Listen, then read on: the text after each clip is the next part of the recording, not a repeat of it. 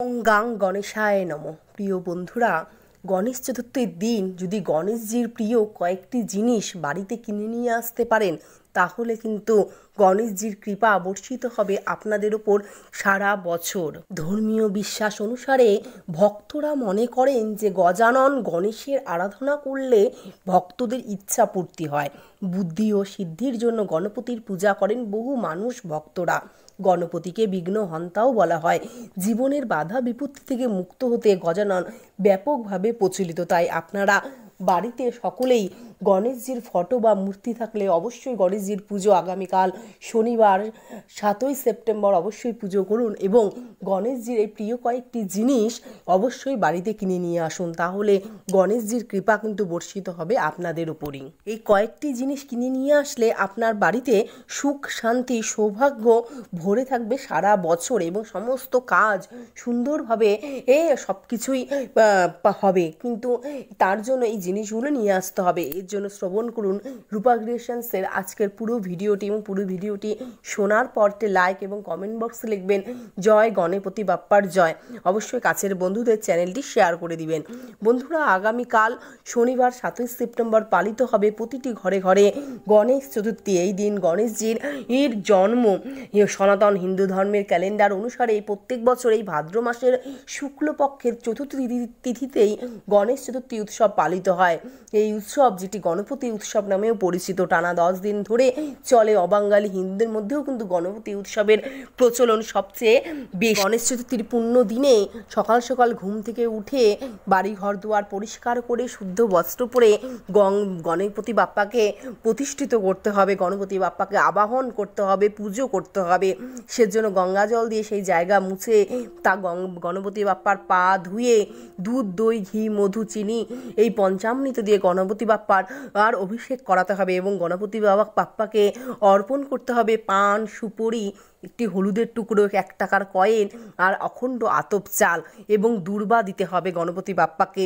হয় 101টি বা 28টি দূর্বা গণপতি বাপ্পার বাঁ হাতে ডান হাতে এবং মাথার উপর দিতে হবে এবং কপালে দিতে হবে লাল চন্দনের টিকা সিঁদুরের টিকা এবং আসন পেতে সুন্দর করে বসে সামনে ঘিয়ের প্রদীপ দীপ ধূপ জ্বালিয়ে গণপতি বাপ্পার আরাধনা করতে হবে এবং এই গণপতি বাপ্পার সমস্ত মন্ত্র, প্রার্থনা মন্ত্র, গায়ত্রী মন্ত্র, সমস্ত মন্ত্র আমার ভিডিওতে দেওয়া আছে একটি ভিডিওতে, সেই মন্ত্রগুলিও কিন্তু বলতে হবে গণপতি বাপ্পাকে। এবং এই গণপতি বাপ্পার পুজোর দিন তার প্রিয় ভোগ লাড্ডু মোদক সমস্ত কিছু দিয়ে ফল নারকেল আখ কলা সব কিছু দিয়ে গণপতি বাপ্পাকে আপনার সাধ্য অনুযায়ী ভোগ নিবেদন করতে হবে।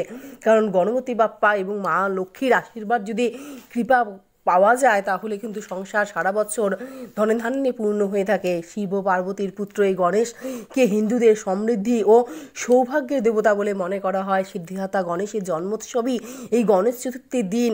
তাই গণেশজিকে দুর্বা ঘাস ও ফুল দিয়ে, গণেশজির প্রিয় ফুল জবা ফুল হলুদ ফুলকে দিয়ে গণেশজিকে সাজিয়ে এই লাড্ডু বা মোদক ভোগ হিসেবে নিবেদন করতে পারেন, তাহলে কিন্তু খুবই ভালো।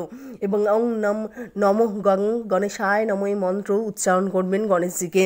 এবং এই গণেশ চতুর্থীর দিন এই যে সমস্ত খাবার খাবেন না তার মধ্যে রয়েছে মূলো তিতা জাতীয় খাবার, এই সমস্ত খাবার আমিষ খাবার থেকে নিজেরা বিরত থাকুন, নিরামিষ খাবার আহার করুন।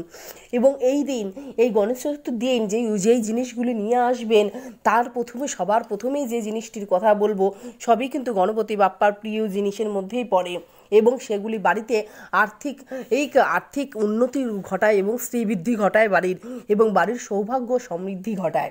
প্রথমে যে জিনিসটির কথা বলবো সেটি হলো ভাগ্যবান বাঁশ গাছ। হ্যাঁ, ব্যাম্বু ট্রি বাঁশ গাছ নিয়ে আসবেন। এটি সম্পদ বৃদ্ধি করে, প্রাচুর্যের প্রতীক, পজিটিভ এনার্জির প্রতীক। এই ব্যাম্বু ট্রি যেন 3টি ডালপালা সমৃদ্ধ ব্যাম্বু ট্রি নিয়ে আসবেন। এটি ইতিবাচক সমৃদ্ধি ঘটাবে, ইতিবাচক ও শক্তি ঘটাবে। এবং দ্বিতীয় যে বস্তুটির কথা বলবো সেটি হলো পঞ্চধাতু বিশিষ্ট ঘণ্টা, যেটি নেগেটিভিটি দূর করে পজিটিভ শক্তি নিয়ে আসবে এবং উত্তর পূর্ব দিকে অবশ্যই ঝুলিয়ে দিবেন এই পঞ্চধাতু ঘণ্টা। তারপর নেবেন একটি পদ্ম ফুল, কারণ গণেশজির হাতে দেখবেন পদ্ম ফুল থাকে, মা লক্ষ্মীরও প্রিয় ফুল এটি। তো একটি পদ্ম ফুল যদি আপনারা এই গণেশ চতুর্থীর দিন বাড়িতে নিয়ে আসতে পারেন তাহলে কিন্তু সৌভাগ্যের প্রতীক হবে, ইতিবাচক শক্তি এবং অর্থ সম্পদে ভরে উঠবে আপনাদেরই বাড়ি। এবং একটি কলস, সেই কলসটা যেন জল ভর্তি থাকে এবং আম পল্লব তার উপরে ডাব দিয়ে সিঁদুর দিয়ে আঁকা স্বস্তিক চিহ্ন দিয়ে সুন্দর করে গণেশজির সামনেই কিন্তু সেই কলস স্থাপন করবেন এই গণেশ চতুর্থীর দিনেই। এবং একটি শুভলাভ যন্ত্র নিয়ে আসবেন যার জ্যামিতিক চিত্র, এই শুভলাভ যন্ত্র কিন্তু উত্তর পূর্ব দিকে ঝুলিয়ে দিতে পারেন, যাতে এটাও কিন্তু ইতিবাচক সমৃদ্ধি ঘটায় এবং সম্পদ বৃদ্ধি করে এবং প্রাচুর্যের প্রতীক যে এই শুভলাভ যন্ত্র। তাই এই জিনিসগুলি যদি গণেশজির প্রিয় জিনিসগুলি গণেশ চতুর্থীর দিন যদি ক্রয় করে নিয়ে আসতে পারেন তাহলে কিন্তু খুবই ভালো হয়। এইভাবে গণেশ চতুর্থীর দিন আমি যে জিনিসগুলির কথা বললাম এগুলি সবটাই স্ত্রী বৃদ্ধি ঘটে, সৌভাগ্যের উন্নতি ঘটায়, সমৃদ্ধি ঘটায় এবং বাড়ির পজিটিভ শক্তিকে আকর্ষণ করে। তাই এই জিনিসগুলি অবশ্যই বাড়িতে ক্রয় করুন। আজকের ভিডিও এখানে শেষ করছি, রূপা ক্রিয়েশনসের ভিডিও। আশা করছি ভিডিওটি শোনার পর আপনারা অনেক কিছু জানতে পারলেন এবং এই কাজগুলি করলে আপনাদেরই ভালো হবে। পুরো ভিডিওটি শোনার পর একটি লাইক এবং কমেন্ট বক্সে লিখবেন জয় গণপতি বাপ্পার জয়। অবশ্যই কাছের বন্ধুদের রূপা ক্রিয়েশন চ্যানেলটি শেয়ার করে দিবেন এবং এই ব্রত কথা, এই গণেশজির ব্রত কথা নিয়ে আমি একটি ভিডিও পোস্ট করব অবশ্যই আগামীকাল শনিবার 7ই সেপ্টেম্বর এই গণপতি বাপ্পার জন্মদিনের দিন, গণেশ চতুর্থীর দিন অবশ্যই গণেশজির ব্রত কথা শুনবেন, তাহলে আপনার পুজো সম্পূর্ণ হবে। নমস্কার, আজকের ভিডিও এখানেই শেষ করছি।